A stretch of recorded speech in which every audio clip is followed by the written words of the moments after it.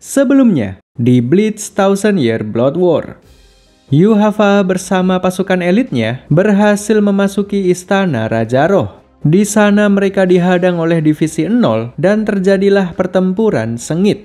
3 orang Divisi 0 mengorbankan diri untuk memberikan kekuatan mereka kepada Senjumaru.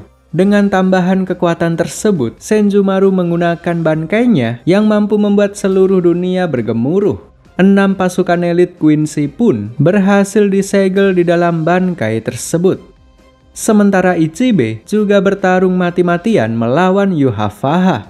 Ichibe menggunakan teknik hitam yang bisa menghapus nama Yuhavaha dari eksistensi. Setelah dihapus, nama Yuhavaha kemudian diganti dengan semut hitam. Kini, sudah tidak ada lagi Yuhavaha sang Raja Quincy. Yang ada hanyalah semut hitam yang merayap di tanah. Lalu sebagai penutup, Ichibe sekali lagi menyerang dengan menggunakan kaki dan tangan raksasanya. Terkena serangan itu, Yuhavaha pun terlempar dari halaman istana Raja Roh. Bleach Thousand Year Blood War Season 3 2024. Setelah dihajar habis-habisan seperti itu, secara mengejutkan, Yuhavaha masih bisa bertahan. Terungkaplah bahwa selama ini dia masih menahan kekuatannya. Bukan karena dia meremehkan lawannya, tapi karena memang belum waktunya. Pasca tersegel, sang Raja Quincy baru bisa mendapatkan denyut nadinya setelah 900 tahun, kemudian mendapatkan akalnya setelah 90 tahun, lalu mendapatkan kekuatannya setelah 9 tahun. Masa tunggu tersebut kini telah berakhir. Sekarang, Yuhavaha sudah mendapatkan kekuatan penuhnya. Teknik hitam milik Ichibe sudah tidak lagi mempan terhadapnya. Dan selain itu, Yuhavaha yang sekarang juga bisa melihat masa depan. Dengan penglihatan masa depan, dia bisa dengan mudah menghindari segala serangan Ichibe. Celakanya lagi, kebangkitan Yuhavaha juga berpengaruh kepada pasukan elitnya. 6 Stone Ritter yang sudah disegel Senjumaru kini kembali terbebas dengan mudahnya. Situasi telah berbalik 180 derajat. Para Quincy yang tadinya tertekan, kini mulai menguasai keadaan. Namun Ichibe masih tetap tidak gentar menghadapi situasi ini. Dia pun menggunakan teknik tertingginya, yaitu Futen Taisatsu Ryo. Teknik ini membawa Yuhavaha memasuki alam kematian yang dipenuhi dengan warna hitam. Siapapun yang dibawa ke tempat ini akan kembali ke ketiadaan. Namun, bahkan dengan teknik sekuat ini pun tetap saja tidak berpengaruh terhadap Yuhavaha. Dengan mudahnya dia menghabisi Ichibe hingga membuat tubuhnya tercerai-berai. Sementara di alam bangkai milik Senjumaru, usai terbebas dari segel, Uryu pun menunjukkan kekuatan sejatinya. Dengan sekali panah, dia berhasil membuat lubang di dada Senjumaru. Dia berhasil dikalahkan di alam bangkainya sendiri. Dan semua ini hanya dilakukan oleh Uryu seorang diri. Bangkai ini pun menghilang bersamaan dengan tumbangnya Senjumaru. Kini sudah tidak ada lagi yang menghadang para Quincy. Yuhavaha pun berjalan perlahan memasuki istana Raja Roh. Sosok Raja Roh terlihat seperti manusia tanpa tangan dan kaki. Dia juga tersegel di dalam sebuah kristal. Yuhavaha mendekat dan menusukkan pedangnya sambil berkata, "Selamat tinggal Raja Roh, ayahku." Seketika seluruh dunia berguncang setelah Yuhavaha menusuk Raja Roh. Raja Roh ibarat seperti pilar yang menjaga keseimbangan dunia. Jika pilar itu dihancurkan, maka seluruh dunia akan musnah. Sementara itu, setelah menempuh perjalanan yang panjang, Ichigo dan kawan-kawan akhirnya tiba juga di serambi istana. Kedatangan mereka sangatlah terlambat. Divisi 0 sudah ditumbangkan dan para Quincy sudah memasuki istana. Kemudian, tiba-tiba Ichigo mendengar suara Ichibe yang memintanya untuk memanggil namanya. Ichigo pun dengan lantang memanggil nama Ichibe, yang secara ajaib mampu membuat Ichibe terbangkit.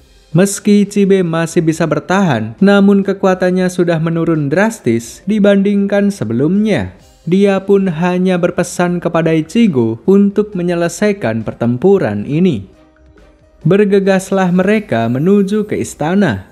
Sesampainya di sana, Ichigo segera menghunuskan pedangnya kepada Yohavaha. Dimulailah pertarungan sengit antara mereka berdua. Inilah saatnya bagi Ichigo untuk menunjukkan hasil latihannya selama ini. Dia yang dulu tidak berdaya, kini mampu menangkis hampir semua serangan Yohavaha. Bahkan, dia mampu menghempaskan Yohavaha dengan memakai teknik Getsuga versi upgrade yang disebut dengan Getsuga Jujitsu. Sayangnya, semua itu masih belum cukup untuk mengalahkan Yohavaha. Ternyata dari awal dia masih belum memakai kekuatan matanya. Dia pun kembali bangkit dan mulai bertarung secara serius. Dengan penglihatan masa depan, Yohavaha bisa dengan mudah menghindari segala serangan Ichigo. Ichigo benar-benar dibuat tidak berdaya dan dengan mudahnya dibuat terkapar. Yohavaha pun mengungkapkan apa tujuannya di hadapan Ichigo yang sedang terkapar. Sebenarnya, para Quincy hanya menginginkan tempat tinggal yang layak. Hanya ada 3 dunia yang dibuat khusus untuk 3 golongan saja. Soul Society untuk para Shinigami, Hueco Mundo untuk para Arrancar, dan dunia fisik untuk para manusia. Sementara Quincy tidak memiliki tempat tinggal dan dibiarkan terlantar begitu saja. Oleh sebab itulah, Yohavaha ingin membunuh Raja Roh untuk menghancurkan 3 dunia. Lalu setelah semuanya hancur, dia akan membangun dunia yang baru. Mendengar semua itu, Ichigo pun berusaha kembali bangkit untuk menghadapi Yohavaha. Dia akan berusaha melindungi 3 dunia dari ancaman Yohavaha. Kemudian, Yohavaha menunjukkan sosok Raja Roh yang sudah dalam kondisi tertusuk. Melihat semua itu, Ichigo pun melesat dan berusaha mencabut pedang tersebut. Lalu setelah dia berhasil mencabut pedang itu, tiba-tiba terjadi sesuatu yang tidak diduga-duga. Darah Quincy yang ada di dalam tubuh Ichigo tiba-tiba merespon saat dia memegang pedang Yohavaha. Dalam kondisi ini, Ichigo tidak memiliki kendali atas tubuhnya. Darah Quincy menuntun dirinya untuk membunuh Raja Roh. Terciptalah guncangan besar yang memporak-porandakan 3 dunia. Dan semua ini sudah sesuai dengan perkiraan Yohavaha. Penglihatannya akan masa depan memang menunjukkan bahwa Ichigo lah yang akan membunuh Raja Roh. Yohavaha sangat mengerti bahwa untuk membunuh Raja Roh dibutuhkan kekuatan Quincy, Shinigami, manusia, Fullbringer, dan juga Hollow. Semua kekuatan tersebut ada pada Ichigo. Sang Raja Roh kini sudah mati. Sebentar lagi, ketiga dunia akan musnah karena sudah tidak ada pilar yang menjaganya. Menyadari situasi ini, salah satu kapten bernama Ukitake memutuskan untuk membongkar rahasianya. Dia memiliki sedikit kekuatan dewa yang tersimpan di dalam tubuhnya. Semua ini terjadi saat dia masih kecil. Ukitake terlahir dengan penyakit kronis yang mengancam nyawanya. Kala itu, kedua orang tuanya berdoa kepada Dewa Mimihagi memohon agar penyakit Ukitake disembuhkan. Sosok Dewa Mimihagi hanya berupa tangan karena dia memanglah tangan kanan dari Raja Roh itu sendiri. Beruntung, doa orang tua Ukitake didengar oleh sang dewa. Mimihagi pun masuk ke dalam tubuh Ukitake yang sedang sekarat. Alhasil, Ukitake menjadi sehat dan bisa melanjutkan hidupnya sampai usia dewasa. Sekarang, Ukitake berniat untuk melepaskan Mimihagi untuk digunakan sebagai pengganti Raja Roh. Dia bersedia mengorbankan nyawanya untuk mencegah kehancuran 3 dunia. Dewa Mimihagi melesat ke istana dan menyambung kristal Raja Roh yang sudah terbelah. Berkat pengorbanan Ukitake, kehancuran dunia dapat ditunda untuk sementara. Sekarang ini, Ukitake dan Mimihagi menjelma sebagai pilar yang menjaga keutuhan 3 dunia. Semua orang berusaha semaksimal mungkin untuk menghadapi situasi yang gawat ini. Kyoraku, sang komandan tertinggi, mencoba berbicara kepada Aizen untuk meminta bantuannya. Mereka pun bernegosiasi secara baik-baik. Kyoraku berpikir bahwa Aizen memiliki kepentingan yang mirip dengan Soul Society. Dia hanya meminta Aizen untuk bertarung demi idealismenya sendiri. Pada akhirnya, kesepakatan pun terjalin dengan beberapa syarat. Aizen memang dibebaskan, akan tetapi dia masih disegel di sebuah kursi khusus dan kekuatannya juga dibatasi. Sementara di istana, Yuhafah menjadi sangat murka ketika melihat Mimihagi yang menyambung kristal Raja Roh. Semua ini tidak terdeteksi oleh penglihatan masa depannya. Alasannya sesimpel karena Mimihagi adalah tangan kanan dari Raja Roh itu sendiri. Kejadian ini menjadi kesempatan bagi Ichigo untuk kembali bangkit. Dunia masih bisa diselamatkan. Dia pun melepaskan diri dari belenggu darah Quincy, lalu segera menghadang Yuhafah. Di saat Yuhafah disibukkan oleh Ichigo, Yoruichi pun berusaha berkontribusi dengan apa yang dia bisa. Dia menggunakan kekuatannya untuk menyegel kristal Raja Roh. Namun, Yuhafah bukanlah satu-satunya musuh di sini. Masih ada 6 pasukan elit yang siap membantu. Uryu menembak Yoruichi dari jarak jauh hingga membatalkan proses penyegelannya. Sekali lagi, situasi berpihak kepada para Quincy. 6 pasukan elit datang ke tempat ini untuk menyingkirkan Ichigo dan teman-temannya. Dengan datangnya bala bantuan tersebut, Yuhafah kini bisa berfokus untuk menyingkirkan Mimihagi. Sementara Ichigo yang dihadang oleh Uryu mau tidak mau harus bertarung melawannya. Ichigo sebenarnya sangat berat hati. Biar bagaimanapun juga, Uryu adalah temannya. Keraguannya membuat dirinya lengah dan sempat terkena serangan panah dari Uryu. Namun, serangan Uryu secara otomatis dipatahkan oleh darah Quincy yang ada di dalam tubuh Ichigo. Uryu pun merasa terkejut begitu melihat semua itu. Dia baru tahu bahwa Ichigo juga merupakan bagian dari bangsa Quincy. Uryu pun menyadari bahwa serangan biasa tidak akan mampu melukai Ichigo. Dia pun menggunakan teknik tertingginya, yaitu Quincy Fall Standing. Teknik ini menumbuhkan 2 sayap di punggungnya dan memunculkan ribuan anak panah di sekelilingnya. Jika dia sudah memakai teknik ini, artinya dia serius ingin menghabisi Ichigo. Ichigo dibuat kerepotan dengan ribuan panah tersebut. Dia juga hanya bertahan karena dia masih ingin menyadarkan Uryu. Namun, apapun yang dikatakan Ichigo sama sekali tidak didengarkan. Lalu di satu momen terakhir, Uryu menembakkan satu serangan yang kuat yang membuat tubuh Ichigo berlubang. Ichigo pun jatuh secara perlahan setelah menerima serangan tersebut. Sementara Ganju, Inoue, dan Sado juga berhasil dijatuhkan oleh para Stenritter. Kini, sudah tidak ada lagi yang mengganggu Yuhafah. Dengan tidak adanya gangguan, dia pun akhirnya berhasil menyingkirkan Mimihagi. Kemudian setelah Mimihagi disingkirkan, dia segera menghancurkan kristal Raja Roh, lalu kemudian menyerapnya. Proses penyerapan Raja Roh memunculkan ribuan makhluk bola mata yang melesat turun ke Soul Society. Makhluk-makhluk itu adalah bagian dari kekuatan Yuhafah yang bereaksi ketika dia berusaha menyerap Raja Roh. Para Shinigami pun dibuat kerepotan menghadapi makhluk yang tidak jelas itu. Lalu di saat mereka kesulitan, datanglah Aizen yang membantu mereka. Dengan mudahnya, Aizen mampu melenyapkan ribuan makhluk itu sendirian saja. Semua orang pun sangat terkejut begitu melihat sosok Aizen. Disinilah Kyoraku segera datang untuk menjelaskan semuanya. Saat ini, pihak Shinigami benar-benar kekurangan daya tempur. Sebelum ini saja mereka sudah kesulitan. Apalagi sekarang Yuhafah sudah bersatu dengan Raja Roh. Oleh sebab itulah, kekuatan Aizen dibutuhkan demi melindungi dunia. Lagi pula, Aizen juga memiliki kepentingan yang sama. Jadi kerjasama ini menguntungkan kedua belah pihak. Akhirnya semua orang pun mengerti setelah mendengar penjelasan Kyoraku.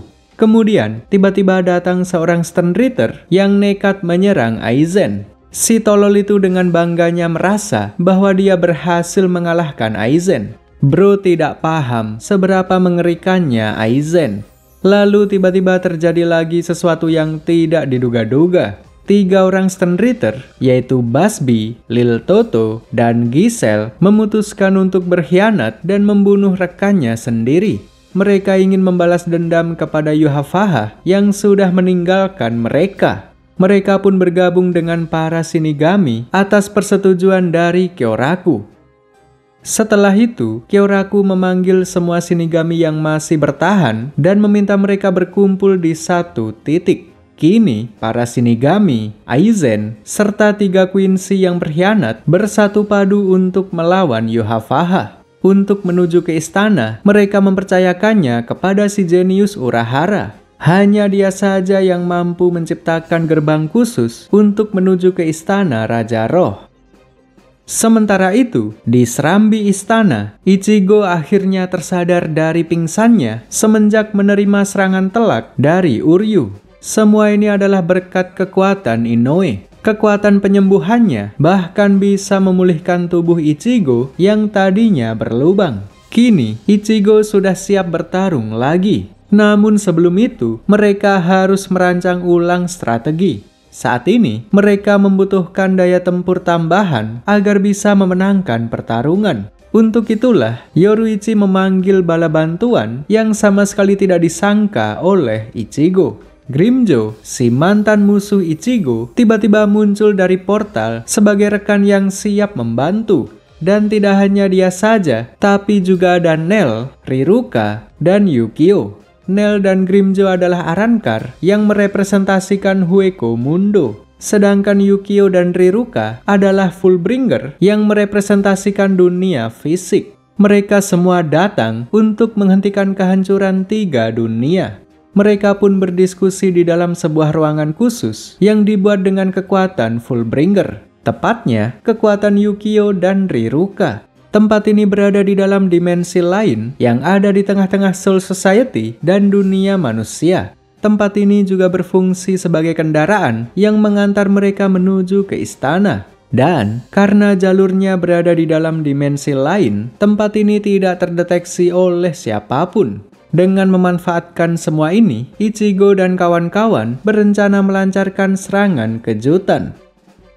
Sementara di istana, Yuhafahah akhirnya menyelesaikan proses penyerapan Raja Roh ke dalam tubuhnya. Sosoknya berubah cukup drastis. Sekarang dia memiliki lebih dari 2 mata di wajahnya. Kekuatan Yuhafahah yang sekarang sudah setara dengan Raja Roh itu sendiri. Dengan kekuatan sebesar ini, hal pertama yang dia lakukan adalah membangun ulang istana ini. Tempat ini dirombak total, lalu dijadikan markas baru bagi para Quincy.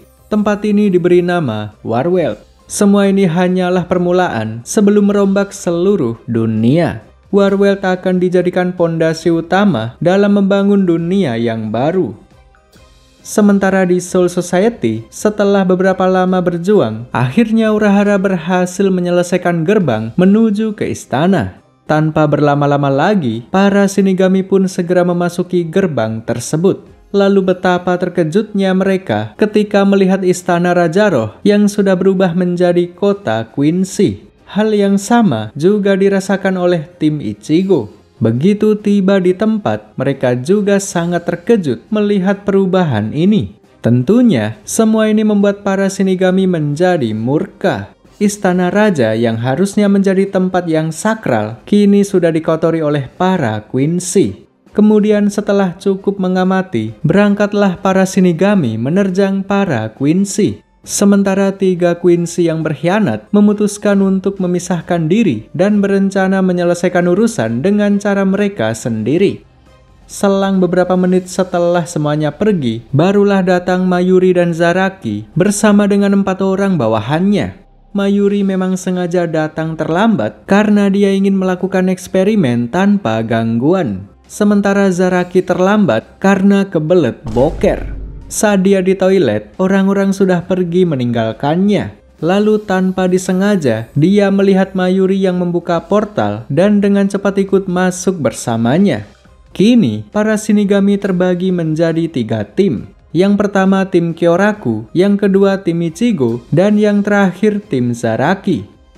Di tempat tim Ichigo, mereka dihadang oleh Askin Naklevar. Dari semua orang, Grimmjow lah yang paling bersemangat. Tanpa ragu dia segera melesat menyerang Askin. Namun, serangan Grimmjow nampak tidak berpengaruh.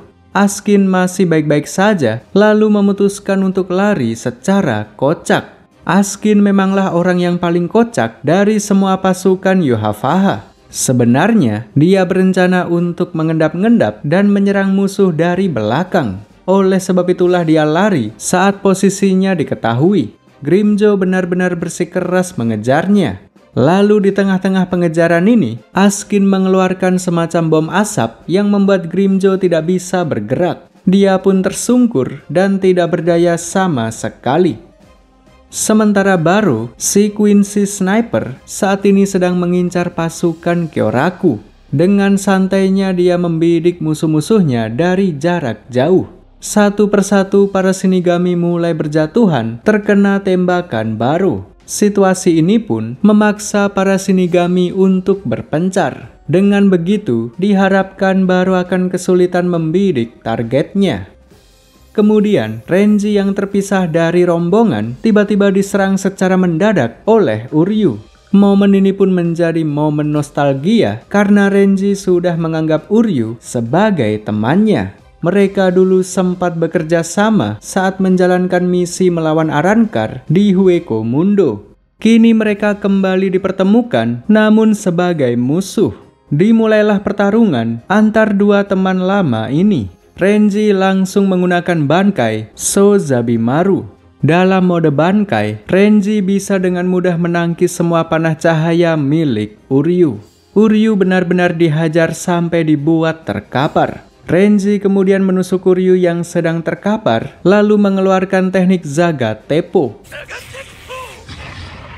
Terciptalah ledakan besar yang memerahkan seluruh arena ini. Namun bahkan dengan semua itu, Uryu nampak tidak terluka sama sekali. Dengan santainya dia kembali bangkit dan bersiap melakukan serangan balasan. Dia pun menggunakan Quincy Volstandi dan mulai bertarung secara serius. Ribuan anak panah berterbangan dan menghempaskan Renji. Namun Renji masih belum menyerah. Dia pun memutuskan untuk memakai teknik terkuatnya yang dia dapatkan dari latihan bersama Ichibe.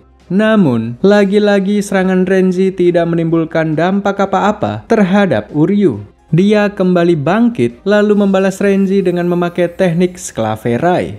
Teknik ini menciptakan semacam kurungan yang menyerap Reiatsu atau energi milik Renji. Karena mengalami defisit Reiatsu, Bankai Renji pun dibatalkan. Kemudian setelah itu, Uryu melancarkan satu serangan terakhir yang diarahkan tepat di jantung Renji. Panah cahaya melesat menusuk dadanya yang membuatnya terkapar tidak sadarkan diri. Bleach Thousand Year Blood War masih bersambung di video selanjutnya.